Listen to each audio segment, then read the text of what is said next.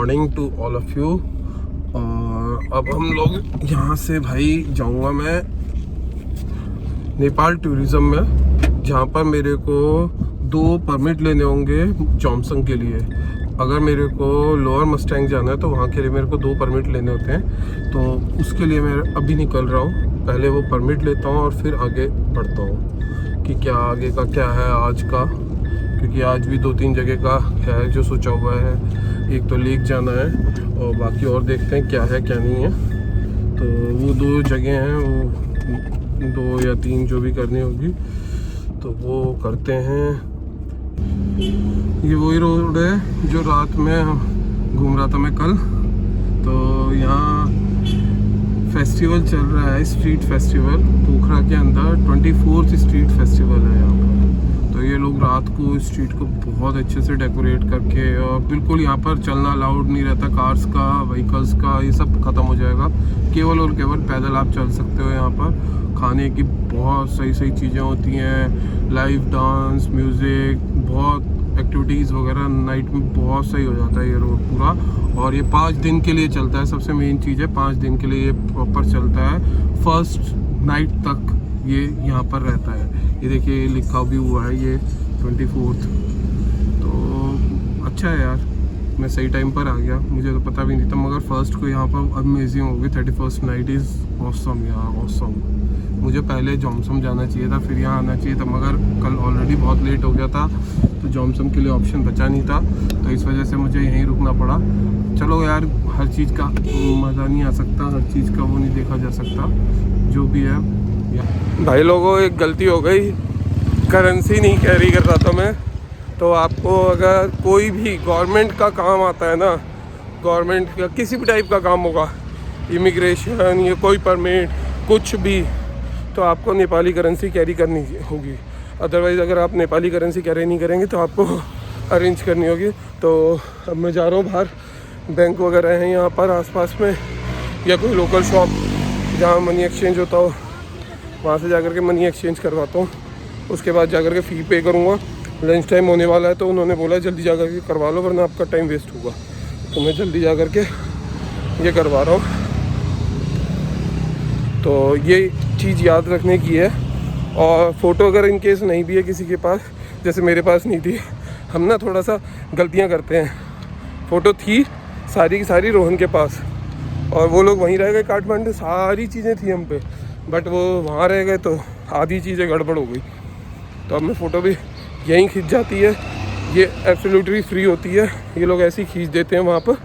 और वही आपके 4 फोटोग्राफ्स लगती हैं, वो आपके डॉक्यूमेंटेशन के लिए, जोमसम के परमिट के लिए 2 परमिट लेने होते हैं। तो अभी जा कर के वही फॉर्मेलिटी करा के बाद में आपको दिखाऊंगा क्या है। तो भाई करा लिया मनी एक्सचेंज, मनी एक्सचेंजर से कराया है। बैंक के पास गया था बट वहाँ पर बता रहे हैं लंच हो चुका है तो 2 बजे के बाद आइएगा, डॉक्यूमेंट लेकर के आइएगा, आधार कार्ड की फ़ोटोकॉपी। तो आपको भी अगर कभी भी जाना है तो पासपोर्ट ऑफिस, इसके इमिग्रेशन और टूरिज़म ऑफिस के बस पहले ही थोड़ा सा चौराहा है, वहाँ पर नेपाल बैंक है। 1 बजे से पहले चले जाना या 2 बजे के बाद जाना, बीच में 1 घंटे का ब्रेक होता है। तो अपना आधार कार्ड लेके जाना, आपकी मनी एक्सचेंज हो जाएगी, उसकी फ़ोटोकॉपी, आधार कार्ड नहीं, केवल आधार कार्ड की फ़ोटोकॉपी भी साथ में होनी चाहिए क्योंकि वो उसको अटैच करेंगे तो मनी एक्सचेंज हो जाएगा। 1.6 का जो कन्वर्जन रेट ओरिजिनल है वही मिलेगा। अदरवाइज़ आपको बाहर से लेना होगा तो मेरी तरह 1.55 पे लेना होगा। तो ये थोड़ा सा नुकसान हो गया 100-150 रुपये का मेरा। तो आप फटाफट जा कर के काम करवा लेते हैं यार, बहुत लेट हो गया। बाकी का आज का भी फिर वरना दिन ख़राब हो जाएगा। ये जो मैं बता रहा था ना टूरिज़म ऑफिस, तो टूरिज़म, इमिग्रेशन सब कुछ यहीं होता है, परमिट वगैरह का सब कुछ यहीं होता है। तो यही है, आप यहाँ पर आओ, यहाँ पर आपको सारी प्रॉब्लम का सॉल्यूशन मिले। तो भाई काम हो गया मेरा, मैंने यहाँ से अपना वो बनवा लिया। दोनों आपको दिखाऊंगा अभी थोड़ी देर में। एक बार अभी तो जा रहा हूँ मैं एक और काम के लिए। ये कुछ इस तरीके का ये दोनों वो होते हैं, ठीक है, बाद में दिखा दूंगा। अभी जस्ट मेरे को ना यार एक और चीज़ करनी है, सबसे मेन चीज़ जो है भंसार। तो I need to get bhansar rescheduled so that मैं 2 या 3 दिन और स्टे कर सकता हूँ। अदरवाइज़ तो मैं सबके साथ में आया था तो 1 हफ्ते का था, बट अब अगर कोई नहीं है तो मैं अच्छे से चीज़ों को एक्सप्लोर कर सकता हूँ और आपको भी कुछ थोड़ा बहुत दिखा सकता हूँ, क्योंकि गलतियाँ बहुत सारी होती रहती है ना, तो दिन चाहिए होते हैं। तो अभी जस्ट भंसार रिन्यू कराने जा रहा हूँ, और भंसार रिन्यू करा के, और सीरियसली एक चीज़ और सबसे यार, Nepalis are so cooperative. Nepal के लोग बहुत अच्छे हैं। अभी जहाँ पर मैं ऑफिस में था तो वहाँ पर एक गाय है, the person sitting over the counter, उसने इतना ही हेल्प करी है सारी चीज़ें बताने में, डिस्क्राइब करने में, कहाँ रुकना है कहाँ नहीं रुकना, क्या चीज़ें हैं, कैसे हैं, बर्फ़ कहाँ मिल सकती है। और सबसे मेन चीज़ भाई, मैं तो निकल गया था, वो बंदा मेरे पीछे पीछे आया, मेरे गेट तक, गाड़ी गेट से आगे पहुंच रही थी, वहां तक वो आया भागा भागा, कहा कि 2 लोग अभी जस्ट ट्रांसपोर्ट ऑफिस से आए हैं, तो आपको वो गाइड कर देंगे कि क्या चीज़ चाहिए या नहीं चाहिए, आपका भंसार का इशू। तो यार ही इज़ सो हेल्पफुल ना। तो ये जो चीज़ें होती है ना, यहाँ ये चीज़ें पता चलती है आपको। तो और सबसे मेन चीज़ है, आपको भी खुद हेल्पफुल होना चाहिए, आपको भी पोलाइट होना चाहिए। ये नहीं कि अपना एक टेंशन में हो भाई, ये हूँ वो हूँ, ऐसा नहीं। आप अगर अच्छे हो तो दूसरा आपके लिए हमेशा ही अच्छा होता है। बट तब भी he is a very cooperative person. और वैसे भी यहाँ पर नेपाल में आप किसी से भी कुछ पूछते हो, सब बता देते हैं, अपने आप ही आगे से आगे खुद बताते हैं, हेल्प कर देते हैं। तो अब जब जस्ट जा रहे हैं भाई, यातायात ऑफिस बोलते हैं उसको, ट्रांसपोर्ट ऑफिस। अगर किसी भी भाई का, किसी भी पर्सन का, कोई भी आदमी हो, कोई भी बंदा हो या कोई भी लोग हो, अगर वो पोखरा में आ रहा है और उसका भंसार एक्सपायर्ड होता है तो वो यहाँ से रिन्यू करा सकता है। कंपलसरी नहीं है कि काठमांडू के एयरपोर्ट के पास में जो कस्टम ऑफिस है वहाँ जा करके ही रिन्यू कराओ। अगर काठमांडू से क्रॉस कर चुके हो आप पोखरा आ गए हो, तो वापस सनौली बॉर्डर जाओ या काठमांडू जाओ, ऐसा कोई कंपल्शन नहीं है। आप पोखरा में भी भंसार रिन्यू करा सकते हो, जैसा कि अभी तक मुझे पता है। बाकी मैं एक बार और कंफर्म कर दूंगा जब मेरा बन जाएगा भाई, क्योंकि अभी तक मैंने दूसरे का बना हुआ देखा है, दूसरे ने ऊपर रिन्यू करके लिख देते हैं, जो चार्जेस होते होंगे वो हम यहाँ पे कर देंगे और हमारा काम हो जाएगा।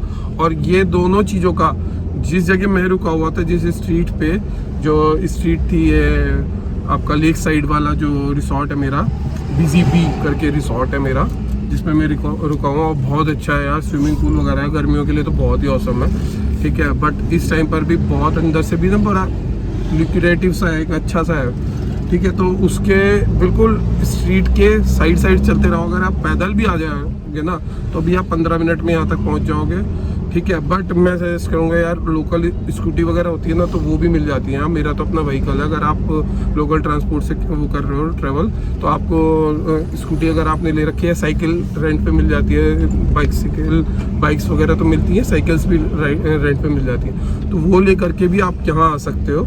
और उसके पास ही 2 किलोमीटर के आसपास ही आपका ये ट्रांसपोर्ट ऑफिस है, तो आप यहाँ पर भी आ जाओ।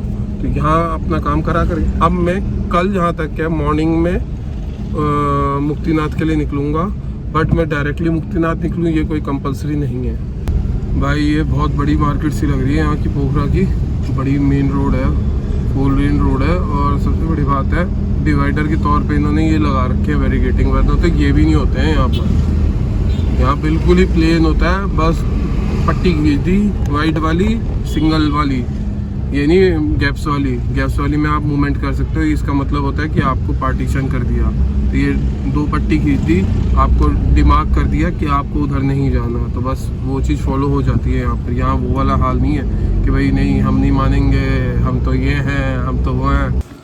तो भाई यातायात का जो डिपार्टमेंट है यहाँ का, ट्रांसपोर्टेशन डिपार्टमेंट है जो, वहाँ से हमने ना ये यातायात वाला ऑप्शन बनवा लिया, ठीक है। इसमें अब हमारा ये भंसार बन गया है नया, ठीक है, एक्सटेंड हो गई है डेट। एक और नई भी चीज़ पता चली है, यहाँ टाइम तो आगे है ही है, ईयर भी अलग है, मतलब मंथ्स, डेट, कैलेंडर बिल्कुल अलग है। अब यहाँ पर आज 14 तारीख है और जनवरी है, 14 जनवरी है। अब ईयर है 69 समथिंग, क्योंकि अगर आप ये देखिए ना, ये हिंदी में लिखा हुआ है, मुझे भी इतना हिंदी ढंग से आती नहीं है, ये 69 है। अब ये 9 है या 1 है, 61 है या 69 है, जो भी है ये। और ये 14 आज है, और मेरा जो बना है वो 18 तक का शायद से बना है, जो भी है यार, 4 दिन का एक्सटेंड किया है इन्होंने, ठीक है, मगर डेट का बड़ा कन्फ्यूज़न है। टाइम 15 मिनट पहले इंडिया है, यहाँ 15 मिनट आ गया, तो घड़ी चेंज करना होगा टाइम आपको, वरना ना कई बार जैसे बैंक के टाइम में मेरा 15 मिनट शॉर्ट था, तो उसकी वजह से वहाँ पर लेट हो गया। यहाँ पर भी वही है 15 मिनट खाने का टाइम, तो टाइम का इशू है रहता है यहाँ पर, तो ये चीज़ देख लीजिएगा। अब ये तो हो गया भंसार एक्सटेंशन हो गया, पोखरा में होगा। हाँ, अगर आप डायरेक्टली यहाँ करके बनवाते तब तो आपका 500 रुपये पर डे का बनता, बट अगर मैंने कहीं और बना रखा है और फिर यहाँ करके बनवाऊँगा तो आपको 1000 नेपाली रुपीज़, मैं नेपाली रुपये में बात कर रहा हूँ, नेपाली रुपये के हिसाब से 1000 रुपये लगेंगे, और जो डेली के 1000 रुपये लगेंगे। तो यानी कि मैंने 4 दिन का कराया, 4000 रुपये नेपाली लगे मेरे। अब भैया यहाँ से निकलते हैं, केव्स वगैरह हैं यहाँ पर, पहले वो देख लेते हैं और उसके बाद जाएंगे अपना होटल में सामान वगैरह रख देंगे, और फिर यहाँ लोकल साइट सीन कर लेंगे, क्योंकि ना आज अब और ज़्यादा टाइम तो कुछ बचा नहीं है। या तो देखते हैं केव्स, अभी मेरा मन तो है नहीं यार, वैसे थक चुका हूँ मैं बहुत ज़्यादा सुबह से, बस इन्हीं 2 चीज़ों के चक्कर लगाते लगाते, कुछ और तो आज हो नहीं पाया है।